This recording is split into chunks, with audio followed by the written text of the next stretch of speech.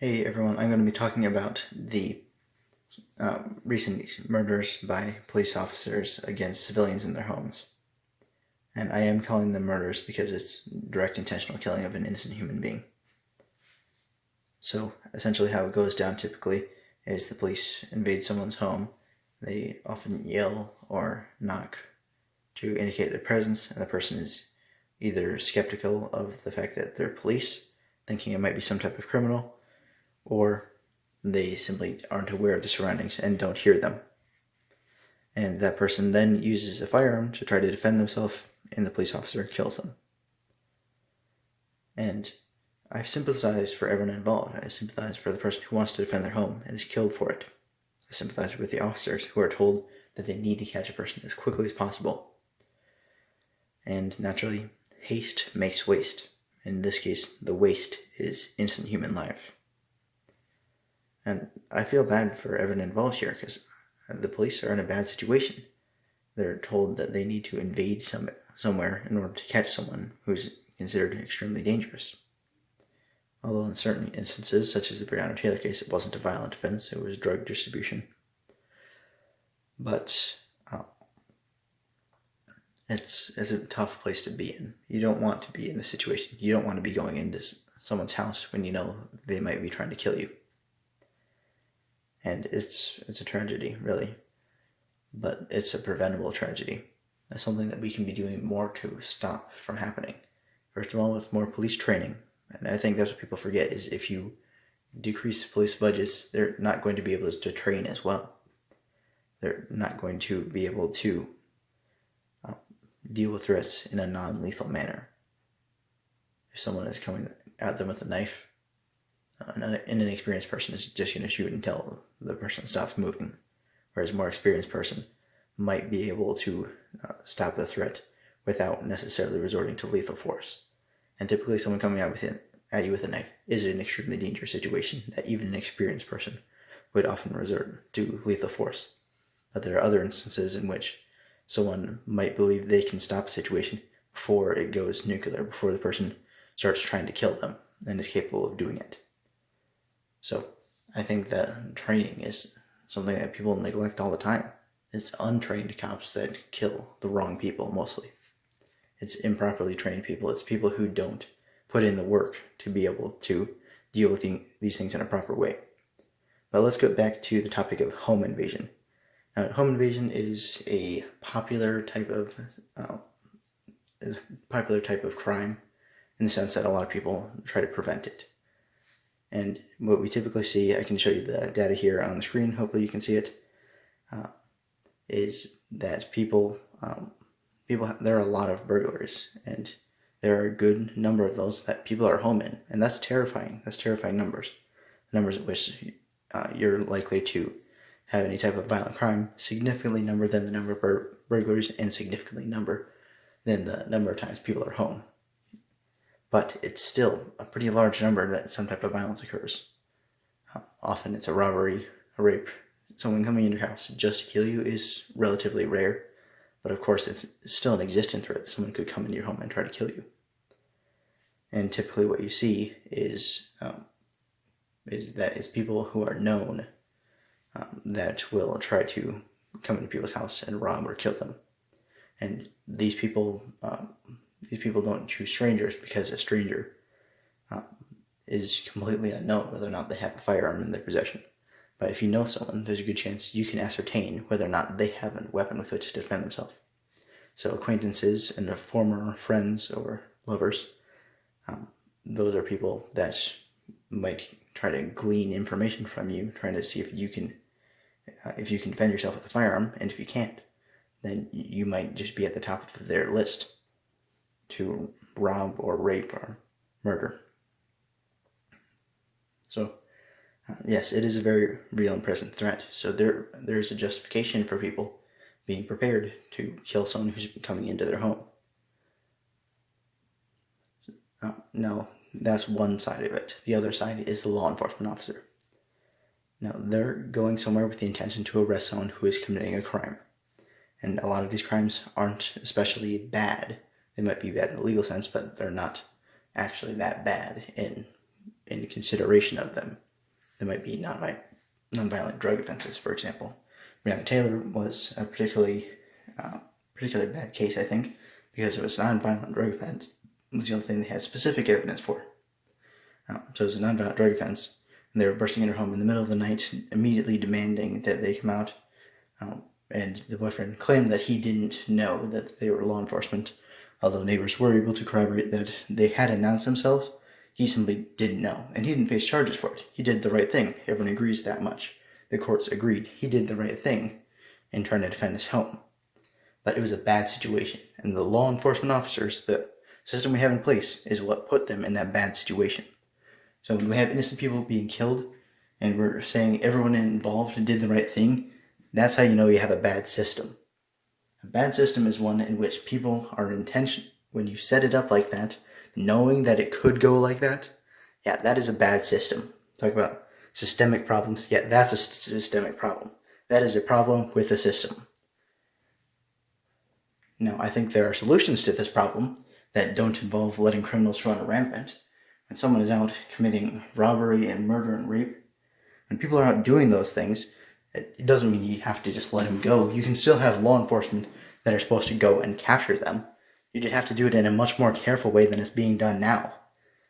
The way I would typically think of it would be a much more defensive strategy, which is essentially a stakeout.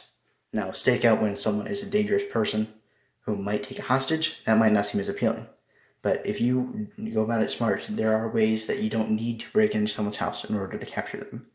If you simply wait by their vehicle in a very discreet way, you might be able to catch them off guard when they're outside of their home. That could be one way to capture someone without necessarily breaking into their home. And I get we don't want police officers wasting their time, but when it comes to issues of human life, I think a little time is justified. So, and of course there's another strategy that would be a big change, and it would require a lot of different training and a lot of spending. Well, not that much spending considering what police already spend on certain types of equipment, but a large change in training, to be sure, would be the use of body shields when people are going into homes. Now, I don't want to sound like Joe Biden saying, just buy a shotgun. No, I don't want to sound like that, saying, just buy a body shield. No, that's not a perfect fix, obviously. You need training, and it's obviously not always the best option. It depends on the circumstance, depends on who you're going up against. I might go for the low armor, quick attack if it's like if you have evidence that someone really bad just got into someplace, or if it was like a really, really bad person and you're not sure, but they might be there and they need to be stopped very quickly, like if someone had just committed a bombing or some other type of terrorism. In that case, I would say, yes, you should do it as quickly as possible. But when it comes down to lower level criminals who aren't going to be taking hostages and haven't slaughtered dozens of people, when it comes to lower down criminals, I think you can exercise a little more restraint in that aspect. You don't need to get them in that instant. Justice comes slowly even once you're arrested. So when it could be years before they even get a sentence, well then I think that a few minutes or an hour isn't a huge amount of time. So what I would like to see is if there are people really claiming they don't know who it is that's coming into their homes and shooting at them, then I think a body shield rated for handguns, which most of the time when someone's defending their home, it is a handgun because it is the most readily available thing. They'll pull out a firearm and start shooting at the officers. They're most likely going to be using a handgun. So a relatively light body shield, which people can train themselves to carry. It's not exceedingly heavy. It's heavy, but it's not exceedingly heavy. It wouldn't be useful in warfare because it's just handguns. Rifles would go through it. But yes, it'd be a big change, and I think it would be a much better way to go about it in many situations. If you have people with body shields, well, first of all, criminals don't often use body shields to invade homes. They do sometimes. But if police have a reputation for using body shields, and especially if you spray paint PD on the surface of the shield, people will realize, yeah, it's probably the police. I mean, and when people are going in plain clothes, that's part of the thing that people were complaining about in the Breonna Taylor case. I don't know if that's actually true, or if it was just an early fabrication that wasn't corrected properly. But in the cases in which people are going in regular clothing and not actual officers' uniforms, well, the people shooting at intruders and they are technically intruders. They are intruding on a home. Shooting an intruder like that seems a lot more justified. So I think coming into a home with large body shields and the understanding that you are not there to kill people, coming in a more reserved fashion, using body shields that have PD on the surface of them. So if someone sees you coming in, they'll recognize you as an officer. Well, then I think that would be a much better solution in many cases. Now, obviously, there are exceptions. If someone is committing horrible acts of violence, you need to get them fast. If there's a chance they'll take hostages, you gotta go fast too. But you need to be exceedingly careful when innocent human beings and their lives are at stake. So, I'm not combat trained. Don't consider anything I say here as gospel. I recommend that if you really are interested in looking into how police can reform themselves, I suggest checking out criminal justice reform organizations that actually talk about police training. Because I think a tell if people are talking about police change, but they're not talking about training. I think that's what gives it away. If they're not talking about training police officers at all, then they're not really serious about it. Now, I don't personally believe that de-escalation is a huge issue. Typically, it's like listen to the cop and don't cause any problems. So some people are talking about de-escalation, like trying to bring the situation down. Yeah, that's typically a pro-criminal suggestion. It's not actually trying to protect the innocent people. So that would be like an effort to try to like work with the criminal, like say, the criminal's not that bad, they just need to be treated properly. No, that's not how criminals work. No, you need to be treating criminals harshly. It's harsher anti-criminal policies that work really well at stopping crime. And you can kind of see this with riots. It was an in and out system. People would get arrested and then they would be charged and they would be out on bail, which is a really low bail, which is often paid by several higher up Democrats and people who support the Democrat Party. Well, the people who are extremely wealthy supporting them, they'd get them out of prison. They'd get them out of jail very fast. It was an in and out system, and they would cause the same problems night after night. And that was a stupid system. And I think in Amish country, they didn't really do that. It was a riot, and there was destruction from it. But when they went around, the police, they were outnumbered. They always are in riots. They picked off people who they could. They picked off the people who they thought were the ringleaders. They arrested them and charged them with crimes and set up massive bails so they couldn't get out. So yeah, that's a little rant about de-escalation there. De-escalation isn't a problem. You just need to be treating criminals with the appropriate harshness. What I'm interested in is catching the evil people and not hurting the innocent people.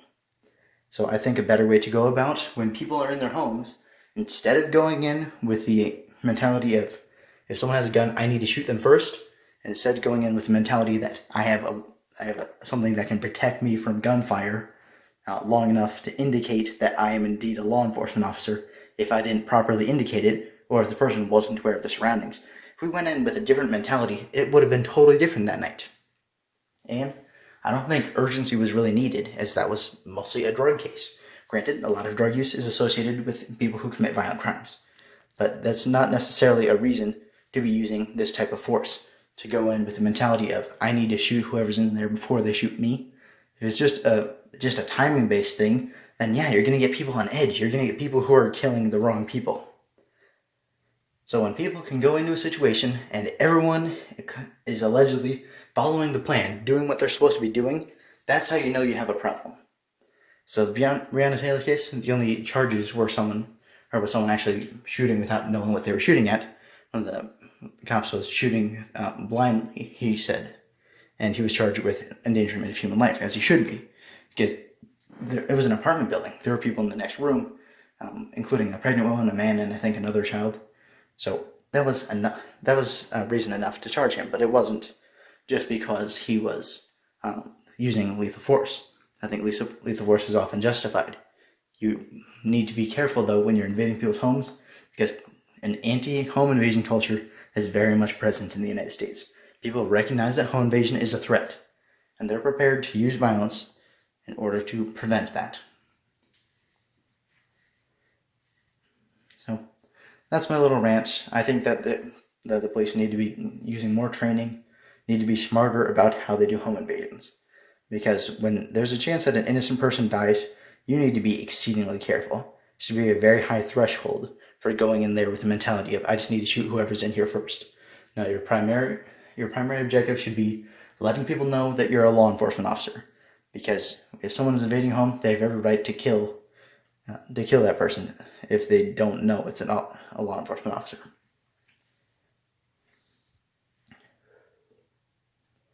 So that's about all I have for now. Thank you very much for watching. Leave your comments below. I really like hearing feedback. If you have any problems with anything I said, I'd really love to be corrected. I like to know more about these situations, educate myself more on it. So thank you very much for watching. You have a great day.